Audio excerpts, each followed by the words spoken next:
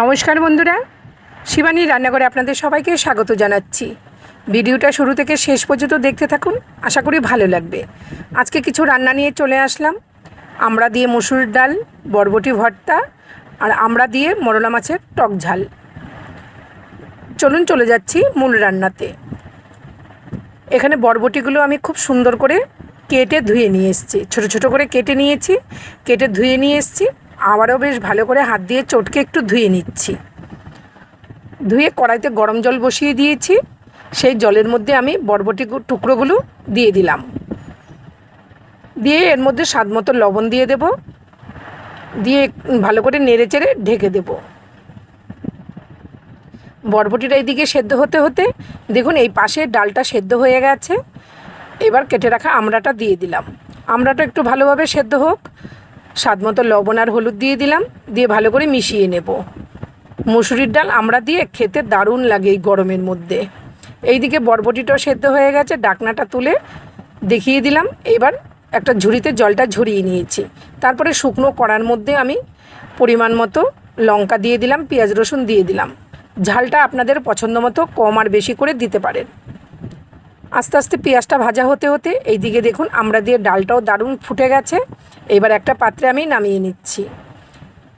নামিয়ে নিয়ে এবার ডালটা আমি ফোড়ন দিয়ে দেব। পরিমাণ মতো তেল দিয়ে দিলাম, শুকনো লঙ্কা 1 চামচ সর্ষে দিয়ে দিলাম। সর্ষেটা এইভাবে হাতার নিচটা দিয়ে ভালোভাবে ভেঙে দিলে টক ডালের ফ্লেভারটা কিন্তু দারুণ আসে, দারুণ গন্ধ হয়। ডালটা ফোড়ন দিয়ে দিয়েছি। এইদিকে আস্তে আস্তে করে পেঁয়াজ লঙ্কা রসুনটাও সুন্দর ভাজা হয়ে গেছে। এবার নামিয়ে ঠান্ডা করতে দিয়ে দিয়েছি।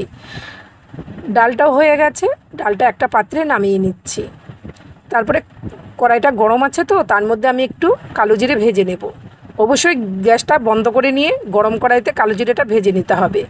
তারপরে ঠান্ডা হয়ে গেছে, বরবটি পেঁয়াজ রসুন লঙ্কা দিয়ে দিলাম, কালো জিরে দিয়ে দিলাম, মিহি পেস্ট করে নেব। তারপরে কড়াইতে তেল দিয়ে সামান্য একটু কালো জিরে কুচানো পেঁয়াজ দিয়ে দিয়েছি, দিয়ে অল্প লবণ দিলাম আর হলুদ গুঁড়ো দিলাম, দিয়ে ভালো করে ভেজে নিয়ে এই দেখুন বরবটিটা পেস্ট করা হয়ে গেছে, সেটাও দিয়ে দিয়েছি।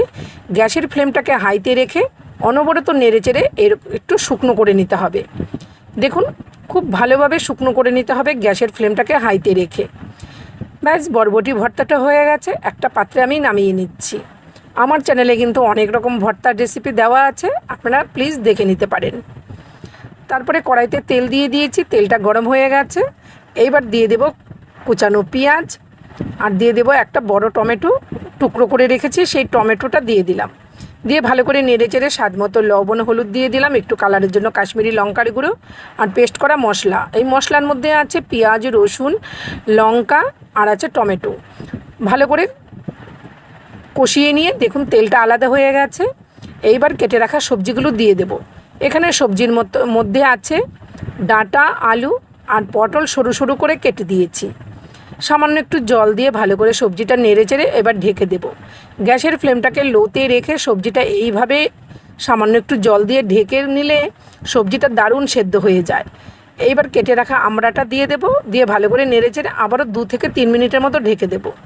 ঢাকনাটা সরিয়ে দেখুন আবারও ভালো করে নেড়ে চেড়ে দিচ্ছি। সবজিগুলো সমস্ত সবজি সেদ্ধ হয়ে গেছে। এবার লবণ হলুদ মেখে রাখা মরলা মাছটাও দিয়ে দিলাম। মাছটা কিন্তু কাঁচাই দিয়েছি, এই যে সবজির সাথে ভালোভাবে কষিয়ে নিচ্ছি। এই মাছটা খেতে কিন্তু দারুণ লাগে। আমার চ্যানেলে কিন্তু মরলা মাছের হাতে মাখা চচ্চড়ির রেসিপি দেওয়া আছে, অনেক রকমভাবেই মরলা মাছের রেসিপি দেওয়া আছে, আপনারা দেখতে পারেন। ভালো করে কষিয়ে নিয়ে এবার পরিমাণ মতো গরম জল দিয়ে দিয়েছি। গরম জলটা দিয়ে ভালো করে নেড়ে চেড়ে দিলাম। একটু লবণটা দেখে নিচ্ছি, লবণ একটু লাগবে, আবার সামান্য একটু লবণ দিয়ে দিলাম। নামানোর আগে লবণটা দেখে আবার লবণটা দিয়ে দিতে পারেন, কোনো অসুবিধা নেই। সমস্ত সবজি সেদ্ধ হয়ে গেছে, দেখিয়ে দিয়েছি। এবার মাছগুলো আপনাদের দেখাচ্ছি।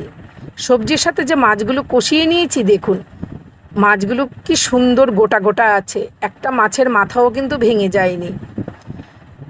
এইভাবে যদি সবজির সাথে মাছটা কষানো যায় একটুও কিন্তু ভাঙে না। খুন্তিটা খুব সাবধানে ভালোভাবে নেড়ে চেড়ে কষিয়ে নিতে হবে। আপনারা অবশ্যই দেখেছেন আমি সবজির সাথে মরলা মাছটা যখন দিয়েছি কিভাবে নেড়ে চেড়ে কষিয়ে নিয়েছি।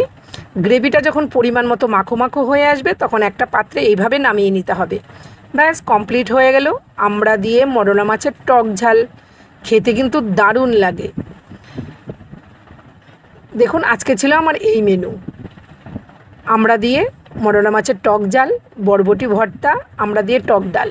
ব্যাস একটা থালায় ভাত নিয়ে নিয়েছি, বরবটি ভর্তা নিয়ে নিলাম, মরলা মাছের টক ঝাল নিয়ে নিলাম, আমড়া দিয়ে টক ডালও নিয়ে নিয়েছি। এইবার খেতে বসে পড়ব।